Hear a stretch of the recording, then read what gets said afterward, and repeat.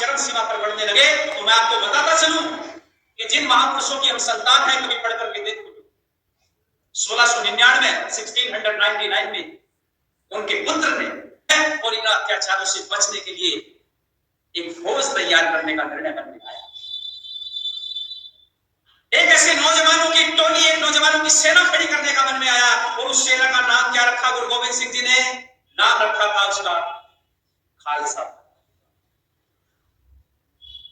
1699 में बैसाखी के पावन पर्व पर खालसा की स्थापना हुई है। और खालसा का मतलब जानते हो आप क्या होता है? खालसा का मतलब होता है ईश्वरीय कार्य, परमात्मा का काम। और बोलते ना जब वाही गुरु जी दा खालसा वाही गुरु जी दी, यानी हे गुरुदेव, वो गुरु कार्य करना चाहते हैं। किसका बोलो? ईश्वर का काम करना चाहते हैं, परमात्मा का काम करना चाहते हैं। आज संस्कृति खतरे में पड़ी है, आज नौजवानों का आह्वान करना चाहते हैं और मुगलिया आतंक से, मुगलों से भारतीय संस्कृति की रक्षा के लिए एक पंथ बनाया, जिसका नाम क्या रखा बोलो? जिन गुरु गोविंद सिंह जी का पूरा परिवार धर्म की रक्षा के लिए, मानवता की रक्षा के लिए, वेद की रक्षा के लिए, समाज की रक्षा के लिए पूरा का पूरा परिवार बलिदान हो गया, ऐसे बलिदानी महापुरुष को आज नौजवान भूलते जा रहे हैं। लेकिन ये दिसंबर का माह चला हुआ है और इस दिसंबर के माह का अंतिम सप्ताह तो बलिदानियों से भरा पड़ा है। आप विचार करके देखिएगा, जिस संस्कृति को मानने वाले लोग, इस सभ्यता को मानने वाले लोग, आज हम उनको भूलते जा रहे हैं। लेकिन 25 दिसंबर हम बड़े उत्साह के साथ मनाते हैं। क्या मनाते हैं जी 25 दिसंबर को? क्रिसमस डे मनाते, क्रिसमस डे मनाते। और दुर्भाग्य मुझे बड़ा कष्ट होता है कि देश के बड़े बड़े धर्म के ठेकेदार, बड़े बड़े मंचों पर बैठने वाले लोग, जिन अंग्रेजों ने 350 साल तक हमको लूटा, काटा, मारा, पीटा, हमारी संस्कृति को तोड़ने का प्रयास किया, हमारी सभ्यता को तोड़ने का प्रयास किया है, हमारे सारे आचार विचार को नष्ट करने का प्रयत्न किया, और एक ईस्ट इंडिया कंपनी लाकर के इस देश में घुसे और सारी उस ईस्ट इंडिया कंपनी के माध्यम से सारी सत्ता पर काबिज हो। किस तरीके से मुगलों ने, अंग्रेजों ने लूटा, लेकिन उनकी संस्कृति को आज हम फॉलो कर रहे हैं, मान रहे हैं। और बहुत सारे लोग आज सेंटा क्लॉज बनते हैं 25 दिसंबर, जोकर बनकर के समाज के अंदर प्रदर्शन करते।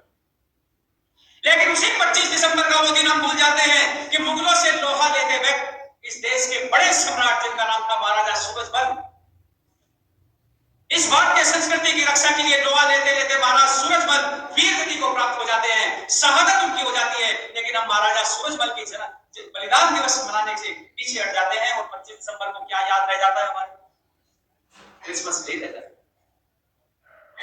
जो लोग हमारे लिए लड़े हैं, जो लोग हमारे लिए जिए हैं, जो लोग हमारे लिए मरे हैं, जिनका पूरा जीवन भारतीय संस्कृति की रक्षा के लिए बीता है, आज उनको हमने बुला दिया। अच्छा, इसी दिसंबर के अंतिम सप्ताह में स्वामी श्रद्धानंद का बलिदान दिवस क्या आपको याद रहता है? अरे ये अंतिम सप्ताह तो बलिदानों से भरा पड़ा है लोग, लेकिन हमको वो बलिदान याद नहीं रहते हैं। हमको वो लोग याद रहते हैं जिन लोगों ने हमको मारा, पीटा, हम पर अत्याचार किए, वो लोग हमारे याद है। लेकिन जिन्होंने हमारी रक्षा की वो हमारे याद नहीं। मैं बड़ी गंभीरता के साथ इस मंच से निवेदन के साथ कहना चाहता हूं, बंधुओं, ये आग हृदय के अंदर जगानी पड़ेगी। और ये आग कब जगेगी? ये आग तब जगेगी जब आप सत्य मार्ग के अनुयायी। ये आग जिन जिन के हृदय में जगी है, मैं आपसे फिर निवेदन के साथ में कहना चाहता हूं, बंधुओं, खालसा पंथ की स्थापना की और स्थापना करने के बाद आगे बढ़े। और आप जानते हो, जिस समय खालसा पंथ की स्थापना कर रहे थे, उस समय स्थापना के समय एक गोष्ठी लगी थी, बहुत बड़ी सभा, और उस सभा के अंदर गुरु गोविंद सिंह बैठे हुए हैं मंच पर, और वो आह्वान करते हैं लोगों से कि आओ नौजवानों, इस धर्म की रक्षा के लिए, संस्कृति की रक्षा के लिए नौजवानों की आवश्यकता है। मैं नौजवानों का आह्वान करना चाहता हूं, आओ मेरे साथ पास में। कौन धर्म की रक्षा के लिए अपना बलिदान देना चाहता है? मैं बलिदान मांगता हूं। और जब ये बात कही कि मैं बलिदान मांगता हूं, तो पूरी सभा में सन्नाटा छा गया। कोई खड़ा होने को तैयार नहीं, कोई बलिदान देने को तैयार नहीं है। कुछ पल के लिए सभा में सन्नाटा जब छाया, तो उसी सभा से एक नौजवान खड़ा हुआ और नौजवान गुरु गोविंद सिंह से कहने लगा कि धर्म संस्कृति की रक्षा के लिए मैं अपना बलिदान देना चाहता हूं, अपनी गर्दन कटवाना चाहता हूं। गुरुदेव, मैं आपके आदेश के लिए तैयार हूं, बताओ मुझे क्या। जब ये बात कही तो गुरु गोविंद सिंह जी ने स्टेज पर बुलाया, मंच पर बुलाया, और मंच पर बुला करके नौजवान खड़ा हुआ। गुरु गोविंद सिंह जी ने अपने म्यान से तलवार निकाली, और जैसे ही म्यान से तलवार निकाली, इसको पर्दे के पीछे ले गए और खट से तलवार की आवाज आई। और पर्दे से बाहर खून से सनी हुई तलवार लेकर के लोगों के सामने आए। लोगों के सामने जब तलवार लेकर के आए, गुरु गोविंद सिंह जी ने कहा, और कोई नौजवान है जो अपनी संस्कृति पर बलिदान देना चाहता है, जिसके हृदय में आग जगी हो? ऐसे नौजवानों का मैं आह्वान करना चाहता हूं। लेकिन जब देखा तो लोग सोचने लगे, गुरु जी को हो क्या गया? अरे जिन नौजवानों का प्रयोग करना था समाज की रक्षा के लिए, ये तो उनकी गर्दन काट रहे हैं, इनको हो क्या गया है आज? लेकिन फिर सांस क्या, एक नौजवान ने खड़ा हो गया कि गुरुदेव, मैं आपके साथ खड़ा हूं संस्कृति की रक्षा के। एक नौजवान उठ करके आया, उसे भी ऐसी पर्दे के पीछे ले गए, फिर से खस से आवाज आई और तलवार खून में सनी हुई बाहर लेकर के आ गई। ऐसे करते करते 5 नौजवान उठे और उसके बाद में सभा में सन्नाटा छा गया। और उन 5 के 5 नौजवानों को जब गुरु ने कहा कि इसके बाद भी कोई आना चाहता है क्या, कोई नहीं आया। पर्दा हटता है, 5 के 5 नौजवान सामने खड़े हुए हैं और गुरु गोविंद सिंह कहते हैं कि मैं तो आपकी परीक्षा ले रहा था, मैं जानना चाहता था कि धर्म संस्कृति की रक्षा के लिए कितने नौजवान अपना बलिदान देना चाहते हैं। तो खालसा पंथ की स्थापना की और उन 5 को अपने पास में बिठा करके उनका तिलक किया और तिलक करने के बाद कहा कि इस वैदिक संस्कृति की रक्षा के लिए क्या है, बोलो क्या नाम रखा उनका? पंच प्यारे।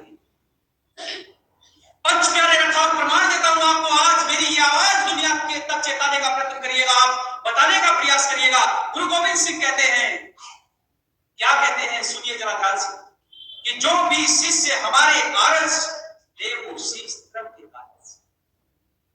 आरज का मतलब यहां आर्य है कि हे आर्यो, आओ अपना शीश धर्म के कारज दीजिएगा। और ये शिष्य शब्द था, शिष्य से बिगड़ कर क्या बना, बोलो?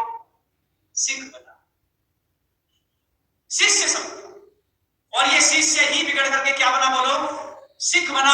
और आर्य शब्द का प्रयोग गुरु गोविंद सिंह ने किया है, ये आर्य है। और आर्य याद रखना, मैं बहुत गंभीरता के साथ इस मंच से कहना चाहता हूं लोगों कि आर्य कोई जाति नहीं है, आर्य कोई मजहब नहीं है, आर्य कोई मत नहीं है, आर्य कोई पंथ नहीं है, बल्कि हर व्यक्ति आर्य बन सकता है यदि वो दुर्गुणों और दुर्गुणों से बोलो रहित है, समाज का काम करता है, सत्य को धारण करता है, संस्कृति की रक्षा के लिए प्राण देने से भी पीछे नहीं हटता। ऐसा व्यक्ति क्या है?